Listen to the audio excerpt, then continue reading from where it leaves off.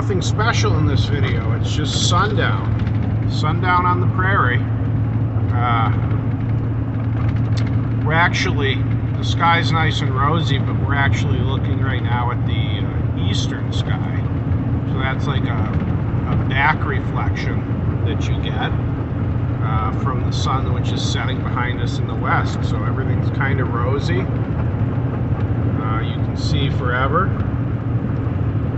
Kind of looks like another planet out here. It's certain times of the day.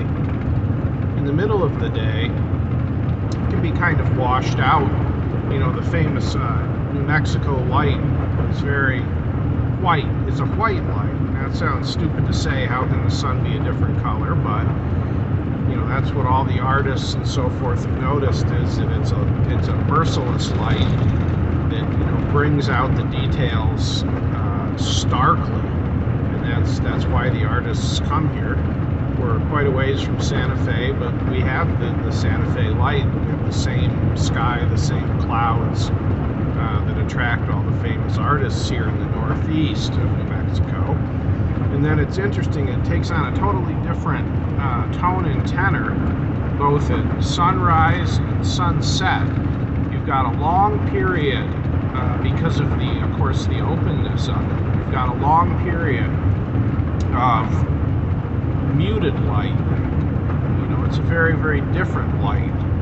And it's mild, it's atmospheric. It's one of those things that you could probably spend many decades just trying to, if you were a painter or something, just trying to capture those particular shades that we have during what they of course call the golden hour for photography.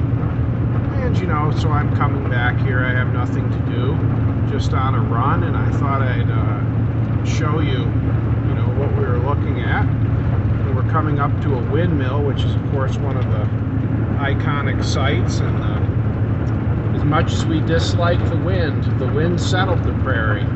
That wind energy of the old-fashioned windmill, obviously far different than the turbine, pumps water. That's what 100% of those things are for.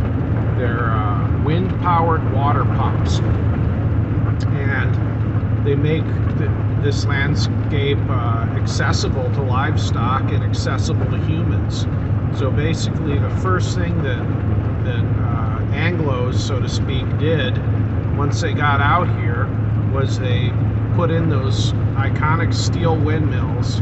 Wind started blowing, the water started coming up, and then you were able to produce a settlement. They built a lot of little homesteads out here. You were able to water stock. Now, a lot of the homestead population is gone, but every inch of this land is in production, and it produces beef. And the way that it produces beef primarily is obviously the natural shortgrass prairie, but really the natural prairie would be of little use in many areas without the windmills. You know, the bison had their water holes, but they had to move between them. And the earlier wave of Spanish settlers out here, which is really little known and not given enough credit. There was more settlement out here than you'd think by the Spanish, and I've seen many of the ruins and photographed many of the ruins, but it was necessary for them to almost entirely settle in canyons, places where there were natural playa lakes. They did not have the technology. In fact, they had very little access to even iron or steel. It was a valuable commodity.